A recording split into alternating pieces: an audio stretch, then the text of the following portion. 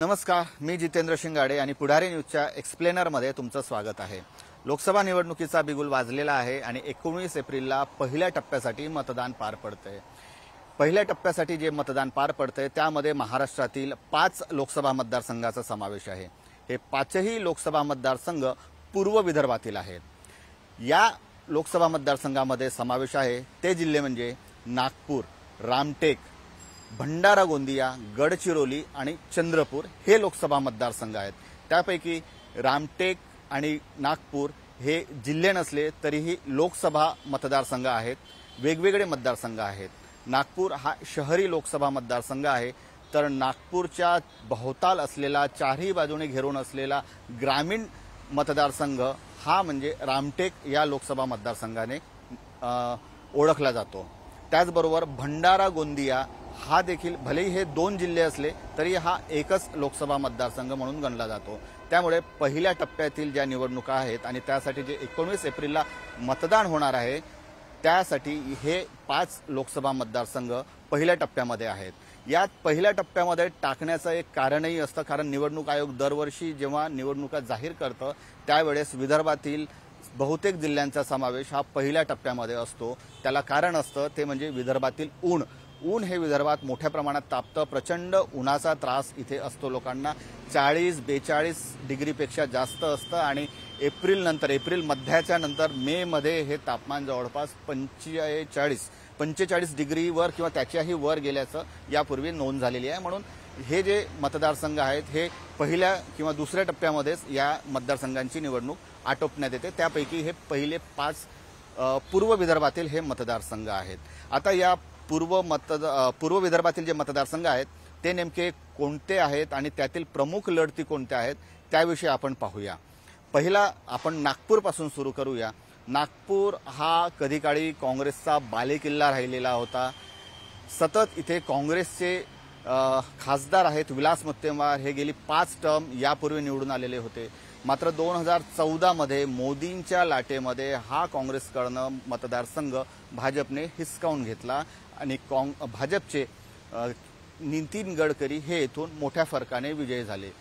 तसेच 2019 मध्ये देखील नितीन गडकरी हेच पुन्हा इथून निवडून आले। त्यामुळे सतत 10 वर्ष गेली 2 टर्म भाजपचे केंद्रीय मंत्री नितीन गडकरी येथून खासदार आहेत।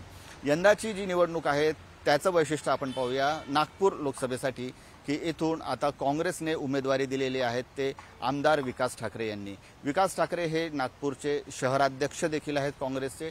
त्याचबरोबर ते पश्चिम नागपूर विधानसभा मतदारसंघातून काँग्रेसचे आमदार आहेत। 2019 मध्ये त्यांनी भाजपचे सुधाकर देशमुख यांचा पराभव करीत विधानसभेवर निवडून गेलेले होते। एक सामान्य नेता म्हणून आणि प्रत्येक विधानसभा क्षेत्र असो किंवा वॉर्ड असो शहरातील प्रत्येक वॉर्डामध्ये विकास ठाकरे यांचे कार्यकर्ते आहेत, त्यांचे नगरसेवक आहेत, त्यांचं नेटवर्क आहे आणि त्यामुळे ही लढत आता इंटरेस्टिंग झालेली आहे। कारण केंद्रीय मंत्री नितीन गडकरी हे एकीकडे हेवीवेट असे नेते आहेत, मंत्री आहेत, तर त्यांच्या विरुद्ध काँग्रेसचे आमदार विकास ठाकरे हे अगदी त्या तुलनेने सामान्य असेच समजले जातात। मात्र यामुळे या लढतीमध्ये आता इंटरेस्टिंग ही लढत झालेली आहे आणि या लढतीमध्ये असं चुरशीची लढत आहे असंच म्हणावं लागेल। दुसरा एक महत्त्वाचा सांगता येईल की नागपूर लोकसभेमध्ये वंचित बहुजन आघाडीने आपला उमेदवार दिलेला नाही आणि त्याच्यामुळे जी वंचित बहुजन आघाडीची जी मतं आहेत ती काँग्रेसला मिळणार किंवा काँग्रेसला समर्थन आहे असंच त्याचा एक समजण्यात येत आहे किंवा तसं एक नरेटिव्ह आहे की वंचितची मते आता काँग्रेसला मिळणार। त्यामुळे येथील जी लढत आहे ती प्रामुख्याने 2 पक्षामध्येच आहे आणि 2 उमेदवारांमध्येच, म्हणजे भाजपचे नितीन गडकरी आणि काँग्रेसचे आमदार विकास ठाकरे। या लढतीचा एक महत्त्वाचा विषय असंही सांगता येईल की निवडणुकीपूर्वी किंवा निवडणुकीच्या अगदी काही दिवसांपूर्वी केंद्रीय मंत्री नितीन गडकरी असं म्हणायचे की मी होर्डिंगही लावणार नाही, प्रचारही करणार नाही, का माझे कार्यकर्तेच माझा प्रचार करतील। मात्र विकास ठाकरे हे निवडणुकीच्या रिंगणात उतरल्यामुळे मात्र केंद्रीय मंत्री नितीन गडकरी यांना प्रचाराच्या झंझावत करावा लागला। प्रचारासाठी रोज रस्त्यावर उतरावं लागलं, रोज रॅली काढत आहेत आणि प्रचाराच्या शेवटच्या दिवशी त्यांनी आपला एक जाहीरनामा देखील नागपूर शहरासाठी प्रकाशित केलेला आहे की नागपूरचा विकास गेल्या पुढील गेल्या अनेक वर्षात कसा झाला आणि पुढील येणाऱ्या 5 वर्षात त्यांचं काय विजन आहे ते यांनी या जाहीरनाम्यातून, त्यांनी आपल्या या वचननाम्यातून स्पष्ट केलेलं आहे. नागपूरची ही लढत विशेषतः विकासाच्या मुद्द्यावरच लढण्यात येत असल्याचं भाजपकडनं सांगण्यात येत आहे. विकासाचा मुद्दा, जे शहरात केलेले विकास कामं आहेत, हाच भाजपचा येथील प्रमुख मुद्दा आहे. मात्र काँग्रेसने यावरही केवळ विकास केला म्हणून लोकांचं पोट भरत नाही याचं असं जोरदार प्रत्युत्तर देखील दिलेलं आहे. त्यामुळे नेमकी ही आता लढत कशी होते, चुरशीची लढत आहे एवढं तर मानावंच लागेल.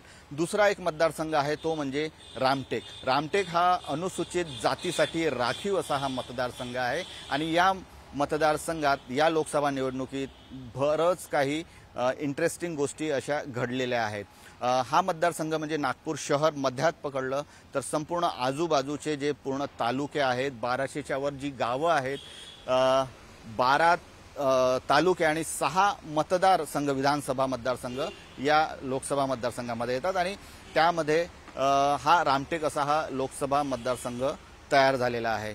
गेली अनेक वर्षे इथून शिवसेनेच्या खासदार निवडून आलेले आहेत. सध्याचे जे विद्यमान खासदार आहेत ते कृपाल तुमाणे आहेत. मात्र निवडणुकीच्या घोषणा होण्यापूर्वी किंवा उमेदवारी घोषित होण्यापूर्वी इथे बरेच नाट्यमय घडामोडी घडलेल्या आहेत. त्यापैकी एक म्हणजे विद्यमान खासदार कृपाल तुमाणे यांचं ऐनवेळी तिकीट कापण्यात आलं. तशी चर्चाही बऱ्याच दिवसांपासून होती आणि त्यामागे कारणंही काही आहेत. जी काही राजकीय कारणे आहेत, जी काही समोर बोलल्या जातात किंवा चर्चिल्या जातात, त्यापैकी एक महत्त्वाचं म्हणजे की जे काही सर्वे करण्यात आलेले होते आणि त्याचा जो रिपोर्ट आहे तो कृपाल तुमाणे यांचा निगेटिव्ह रिपोर्ट होता, म्हणून ते या शर्यतीत कुठेतरी मागे असल्यामुळेच उमेदवार बदलावा ही भाजपची मागणी होती. त्यामुळे ऐनवेळी मुख्यमंत्री शिंदे यांनी उमेदवार बदलवला. मात्र भाजपच्या गोटातून उमेदवार बदलवण्याची मागणी करण्यात आली. ही अशी अंतर्गत चर्चाही बरीच रंगलेली आहे.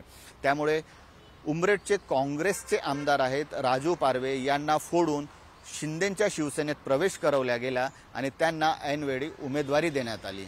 आता उमेदवारी राजू पारवे यांना उमेदवारी दिल्यानंतर काँग्रेसकडनं कोण उमेदवार असणार अशी चर्चा सुरू असतानाच रश्मी बर्वे यांचं नाव समोर आलं. रश्मी बर्वे या जिल्हा परिषद सदस्य आहेत, त्याचबरोबर त्या नागपूर जिल्हा परिषदेच्या माजी अध्यक्ष देखील आहेत. त्यांना तिकीट मिळणार हे गेल्या काही महिन्यांपासून, म्हणजे 1 ते 2 महिन्यांपासून, निवडणुकीच्या घोषणा होण्याच्या 1 ते 2 महिन्या अगोदरपासून चर्चा होती आणि त्याचबरोबर त्यांच्या जात प्रमाणपत्राची देखील अंतर्गत गोटामध्ये बरीच चर्चा होती की त्यांच्या जात प्रमाणपत्रामध्ये काहीतरी गडबड घोटाळा आहे आणि तोच मुद्दा पकडून नंतर सुनील साळवे नावाच्या एका व्यक्तीने अनेक सरकारी कार्यालयामध्ये तक्रारी केल्या आणि त्या तक्रारीच्या अनुषंगाने नंतर काँग्रेसच्या अधिकृत उमेदवार होत्या, अधिकृत उमेदवारी रश्मी बर्वे यांना जाहीर झालेली होती. त्यांची ऐनवेळी जात प्रमाणपत्र हे चांभार जातीचं जे जात प्रमाणपत्र आहे ते रद्द करण्यात आलं आणि ते रद्द करण्यात आल्यानंतर उमेदवारी अर्ज परत घेण्याच्या शेवटच्या दिवशी त्यांचा उमेदवारी अर्ज देखील रद्द करण्यात आला. त्यामुळे त्यांचे पती श्यामकुमार बर्वे हे आता उमेदवारीच्या रिंगणात आहेत. येथे एक वंचितने आपला उमेदवार उतरवलेला होता. वंचित बहुजन आघाडीतर्फे शंकर चहांदे यांना उमेदवारी देण्यात आलेली होती. त्याचबरोबर काँग्रेसचे बंडखोर म्हणजे काँग्रेसमधून बंडखोरी करत किशोर गजभिये हे माजी सनदी अधिकारी आहेत, महाराष्ट्र काँग्रेसचे प्रदेश उपाध्यक्ष देखील होते. त्यांनी बंडखोरी करत आपला एक अपक्ष उमेदवारी अर्ज भरला. 2 उमेदवारी अर्ज भरलेले होते, एक वंचितकडनं आणि एक अपक्ष. मात्र वंचितकडनं त्यांचा उमेदवारी अर्ज निवडणूक विभागाने रद्द केला आणि त्यानंतर अपक्ष उमेदवारीत अर्ज त्यांचा ग्राह्य धरण्यात आला.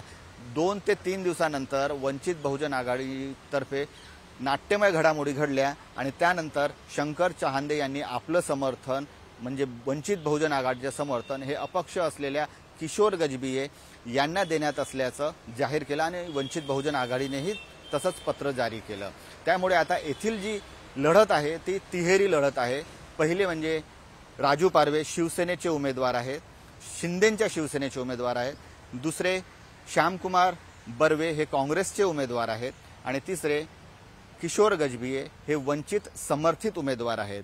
ग्रामीण विभागाचा जर विचार केला आणि रामटेक लोकसभा मतदारसंघाचा विचार केला तर येथे जी लढत आहे ती भले श्यामकुमार बर्वे लढत असले, काँग्रेस लढत असले तरी पडद्यामागून जी काही सारी सूत्र हलवत आहेत ते काँग्रेसचे ज्येष्ठ नेते आणि माजी मंत्री सुनील केदार यांची. सुनील केदारांनी ही निवडणूक आहे ती अंगावर घेतल्याचं बोलल्या जात आहे. त्याचबरोबर भाजपचे प्रदेशाध्यक्ष चंद्रशेखर बावनकुळे हे देखील याच मतदारसंघातील मतदार आहेत आणि ही निवडणूक त्यांनी देखील अंगावर घेतल्याचं अंतर्गत गोतातून बोलल्या जात आहे। त्याचबरोबर महत्त्वाची गोष्ट अशी की कृपाल तुमाने यांचं तिकीट कापण्यात आणि राजू पारवे यांना काँग्रेसमधून शिंदे सेनेत जाऊन त्यांना तिकीट देण्यात चंद्रशेखर बावनकुळे यांचा मोठा सहभाग असल्याचंही चर्चा मतदारसंघात आहे आणि चंद्रशेखर बावनकुळे यांच्या आग्रहाखातरच उमेदवार बदलवण्यात आल्याची देखील चर्चा आहे।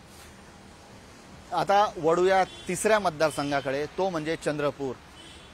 नागपूर ही एक मोठी लढत आहे, त्याचबरोबर चंद्रपूरची देखील एक मोठी अशी जी रंगतदार लढत आहे ती चंद्रपूर लोकसभा मतदारसंघामध्ये आहे। चंद्रपूरचं वैशिष्ट्य असं की गेल्या निवडणुकीमध्ये 2019च्या निवडणुकीमध्ये महाराष्ट्रात काँग्रेसची एकही जागा निवडून आलेली नव्हती। जी एकमेव जागा निवडून आलेली होती ती होती चंद्रपूरमधून आणि ती बाळू धानोरकर यांच्या रूपाने। मात्र बाळू धानोरकर यांचं गेल्या वर्षी निधन झालं, पोटनिवडणूक झाली नाही, डायरेक्ट निवडणूक होत आहे आणि त्यांच्या पत्नी प्रतिभा धानोरकर यांना येथून काँग्रेसने उमेदवारी दिलेली आहे। त्यांना उमेदवारी देण्यापूर्वी मोठ्या प्रमाणात काँग्रेसमध्ये देखील या उमेदवारीवरनं रस्सीखेच झालेला होता। शिवानी वडेट्टीवार म्हणजे विजय वडेट्टीवार यांच्या कन्या आहेत, त्यांनी देखील इथून दावा ठोकलेला होता। विजय वडेट्टीवारांनी देखील इथून दावा ठोकलेला होता की त्यांच्या कन्येला इथून मिळावं। मात्र काँग्रेसच्या पक्षश्रेष्ठींनी प्रतिभा धानोरकर यांच्यावर विश्वास टाकून त्यांना उमेदवारी दिली।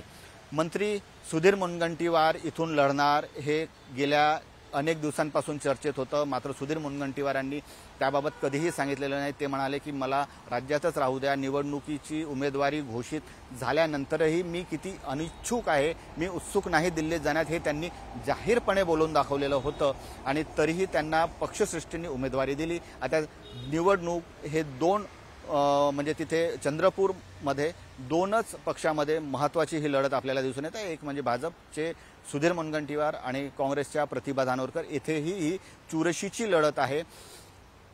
त्याचबरोबर जर आपण विचार केला तर एक भंडारा गोंदिया हा मतदारसंघ 2 जिल्हे मिळून बनलेला आहे आणि येथून यावेळी जी उमेदवारी दिलेली आहे ते काँग्रेसकडून प्रशांत पडोळे हा नवीन चेहरा आहे, पहिल्यांदा निवडणुकीत उतरलेला चेहरा आहे। त्याचबरोबर सुनील मेंढे जे विद्यमान खासदार आहेत भाजपचे, त्यांना येथून उमेदवारी देण्यात आलेली आहे। भाजप पक्षश्रेष्ठीने त्यांच्यावर पुन्हा एकदा विश्वास दाखवलेला आहे। महत्त्वाचं म्हणजे भलेही हे उमेदवार असले तरीही ही जी लढत आहे ही मुख्यत्वे करून प्रफुल्ल पटेल विरुद्ध नाना पटोले अशीच म्हणावी लागेल, कारण दोन्ही वरिष्ठ नेत्यांचा हा गृहजिल्हा आहे आणि या गृहजिल्ह्यात दोघांनीही कधीही मागे वळून पाहिलेलं नाही आणि 2014च्या निवडणुकीमध्ये नाना पटोले हे भाजपच्या तिकिटावर उभे होते, राष्ट्रवादीच्या तिकिटावर प्रफुल्ल पटेल उभे होते। त्यावेळी नाना पटोले यांनी प्रफुल्ल पटेल यांचा पराभव केलेला होता। 2019च्या निवडणुकीमध्ये सुनील मेंढे हे निवडून आलेले आहेत आणि त्यानंतर आता बरंच चित्र बदललेलं आहे। राष्ट्रवादीचे 2 गट पडलेले आहेत। अजितदादा पवारांच्या गटामध्ये प्रफुल्ल पटेल आहेत, ते सरकारसोबत आहेत, भाजपसोबत सत्तेत आहेत आणि त्यामुळे त्यांच्यावर आता ही जबाबदारी आहे इथून जागा निवडून आणण्याची। येथील जातीय समीकरण देखील येथील निवडणुकीच्या निकालावर नक्कीच प्रभाव टाकणारा असं असेल। महत्त्वाची जी लढत आहे ती 2 नेत्यांमध्येच आहे, 2 उमेदवारांमध्येच। एक काँग्रेसचे प्रशांत पडोळे हे व्यवसायाने डॉक्टर आहेत आणि समाजात एक चांगला चेहरा म्हणून, एक सोज्वळ व्यक्तिमत्व म्हणून त्यांचा जिल्ह्यात प्रसार किंवा प्रचार किंवा ते असे ओळखले जातात। तर सुनील मेंढे हे विद्यमान खासदार आहेत आणि विकासाच्याच नावावर ते इथे आपल्या मतदारांकडून मतांचा जोगवा मागत आहेत। एक शेवटचा मतदारसंघ म्हणजे गडचिरोलीमध्ये अशोक नेते हे विद्यमान खासदार आहेत, त्यांचंही तिकीट कपणार की पक्ष त्यांच्यावर पुन्हा विश्वास दाखवणार हे गेल्या अनेक दिवसांपासून म्हणजे उमेदवारीची घोषणा होण्यापूर्वीपासून त्यांच्यावर हे शंका कुशंका होती किंवा शंकेची पाल होती। मात्र अखेर पक्षाने पुन्हा एकदा अशोक नेते यांच्यावरच विश्वास दाखवलेला आहे। गडचिरोली हे शेवटच्या टोकावरील, महाराष्ट्राच्या शेवटच्या टोकावरील, छत्तीसगड बॉर्डरवरील, मध्य प्रदेशला त्याची जागा बॉर्डर लागलेली आहे, त्या भागातील आदिवासी बहुल हा नक्षल प्रभावित असा हा जिल्हा आहे। अनेक वर्ष नक्षलग्रस्त जिल्हा म्हणून त्याची ओळख राहिलेली आहे। त्याचबरोबर विकासामध्ये तो फार अजूनही मागास असल्याचं चित्र आहे। मात्र नवीन काही प्रकल्प येत आहेत, सुरजागड प्रकल्प येत आहेत, नक्षलवादांचा बराच खात्मा देखील करण्यात आलेला आहे, नक्षलवादी चळवळ ही कमकुवत देखील आता झाल्याचं बोलण्यात येतंय। अशा परिस्थितीमध्ये ही निवडणूक पार पडते आणि अशोक नेते हे पुन्हा एकदा भाजपचे खासदार, तिथून जे विद्यमान खासदार आहेत त्यांना पुन्हा भाजपने उमेदवारी दिलेली आहे। तर दुसरे जे काँग्रेसचे उमेदवार आहेत ते आहेत डॉक्टर नामदेव किरसान। किरसान हे नवखे उमेदवार आहेत, मात्र जिल्ह्यामध्ये त्यांची ओळख बऱ्याच प्रमाणात असल्याचं सांगण्यात येतं आणि त्याचमुळे काँग्रेसच्या पक्षश्रेष्ठींनी एक चांगला चेहरा म्हणून, एक नवखा चेहरा म्हणून तिथे आपली उमेदवारी जी आहे काँग्रेसने ती नामदेव किरसान यांना दिलेली आहे। महत्त्वाचं म्हणजे यात जातीय फॅक्टर हे खूप महत्त्वाचं ठरणार आहे, कारण अशोक नेते हे गोंड समाजाचे आहेत। हा जो संपूर्ण गडचिरोली जिल्हा आहे हा गोंड समाज बहुल जिल्हा आहे, आदिवासी बहुल जिल्हा आहे आणि त्यामध्ये नामदेव किरसान जे आहेत ते हलबी समाजाचे असल्याची माहिती पुढे आली आणि त्यामुळे हा कुठेतरी फॅक्टर तिथे महत्त्वाचा ठरणार आहे। त्याचबरोबर जी निवडणूक आहे गडचिरोलीची त्याची जबाबदारी जवळपास आपल्या खांद्यावर घेतल्याचं विरोधी पक्षनेते विजय वडेट्टीवार सांगतायत। विजय वडेट्टीवार हे गेले अनेक दिवस तिथे तळ ठोकून आहेत, पूर्ण गडचिरोलीमध्ये ते प्रचार प्रसार करतायत। त्याचबरोबर मंत्री धर्माराव आत्राम हे देखील तिथे आपल्या भाजपचे जे उमेदवार आहेत त्यांच्या प्रचारासाठी प्रचार प्रसार करतायत। भले ही दोन उमेदवारांमधली निवडणूक असली तरीही दोन वरिष्ठ नेते आहेत, एकीकडे धर्मराव बाबा आत्राम आहेत तर दुसरीकडे विजय वडेट्टीवार आहेत। यांच्यातील ही प्रमुख लढत म्हणता येईल, यांच्यासाठी ही प्रतिष्ठेची लढाई आहे। महत्त्वाचं म्हणजे आता नेत्यांच्या कुठल्या कुठल्या सभा झाल्या, पहिल्या टप्प्यामध्ये जी निवडणूक पार पडते ते 5 लोकसभा मतदारसंघांसाठी पार पडते आणि पंतप्रधान नरेंद्र मोदी यांनी या 5 लोकसभा मतदारसंघासाठी 2 प्रचार सभा घेतलेल्या आहेत। पहिली जी सभा झालेली होती ती चंद्रपूरमध्ये झालेली होती। सुधीर मुनगंटीवार आणि अशोक नेते म्हणजे चंद्रपूर आणि गडचिरोली यांची ही संयुक्त सभा झालेली होती। त्यानंतर रामटेक लोकसभा मतदारसंघामध्ये येऊन पंतप्रधान नरेंद्र मोदी यांनी 3 लोकसभा मतदारसंघाची संयुक्त प्रचार सभा घेतलेली होती, ज्यामध्ये रामटेक, नागपूर आणि भंडारा गोंदिया या 3 लोकसभा मतदारसंघाचा समावेश होता। प्रचार सभामध्ये त्याच्यानंतर जे आले ते राहुल गांधी, काँग्रेसचे नेते राहुल गांधी यांनी भंडाऱ्याच्या साकोलीमध्ये त्यांनी सभा घेतलेली होती। सभा अतिशय चांगली देखील झालेली होती आणि त्यानंतर जे सभा घेतलेल्या आहेत मोठ्यामध्ये त्यामध्ये JP नड्डा आहेत, अमित शहा आहेत, नागपुरात येऊन बसपाच्या मायावती यांनी देखील जाहीर सभा घेतलेली होती आपल्या सर्व बसपाच्या उमेदवारांसाठी। त्यामुळे ही निवडणूक अधिक रंगतदार होणार आहे। त्याचबरोबर जर रामटेकचा विचार केला तर शेवटची एक इंटरेस्टिंग गोष्ट सांगावी लागेल की एकमेव ही जागा आहे ही शिवसेनेकडे आहे आणि त्याच्यामुळे ही शिंदेंच्यासाठी प्रतिष्ठेची निवडणूक आहे, प्रतिष्ठेची जागा आहे आणि त्यासाठी अनेक दिवस इथे मुख्यमंत्री शिंदे तळ ठोकून होते। 3 ते 4 वेळा त्यांनी रामटेकचा दौरा केला, नागपूरचा दौरा केला, मतदारसंघात ते आले, अनेक रोड शो केले आणि प्रचाराच्या शेवटच्या दिवशी म्हणजे 17 एप्रिलला ते स्वतः उमरेडमध्ये येऊन राजू पारवे यांच्यासाठी रोड शो केला। एका चहाच्या टपरीवर जाऊन त्यांनी चहा घेतला, तर स्वतः बाईक चालवत आणि उमेदवार राजू पारवे यांना मागे बसून रोड शोमध्ये सहभागही घेतला आणि बाईकही चालवली। त्यांच्यामुळे या सर्व गोष्टीमुळे एकनाथ शिंदे यांच्यासाठी ही प्रतिष्ठेची लढाई आहे। आपली जागा जिंकवून आणणे आणि ती कायम ठेवणे ही त्यांच्यासाठी अतिशय महत्त्वाची जागा आहे, महत्त्वाची अशी ही गोष्ट मानावी लागेल। तर एकूणच पाहता विदर्भातील या 5 लोकसभा मतदारसंघाचा हा निवडणूक प्रचाराचा घेतलेला आढावा होता आणि त्याचबरोबर या आता लोकसभा निवडणुकाच्या जी मतदानाची जी तारीख आहे ती 19 एप्रिल आहे। एवढा प्रचार करून सगळीकडे जे सामने आपल्याला दिसत आहेत ते अत्यंत चुरशीचे आहेत। कुठेही कुठेही कोणाचा जोर आहे हे सांगणं सध्या तरी कठीण आहे आणि त्यामुळेच नेमका मतदार राजा कोणाच्या पारड्यात आपलं मत देतो हे निकालाच्याच दिवशी स्पष्ट होईल।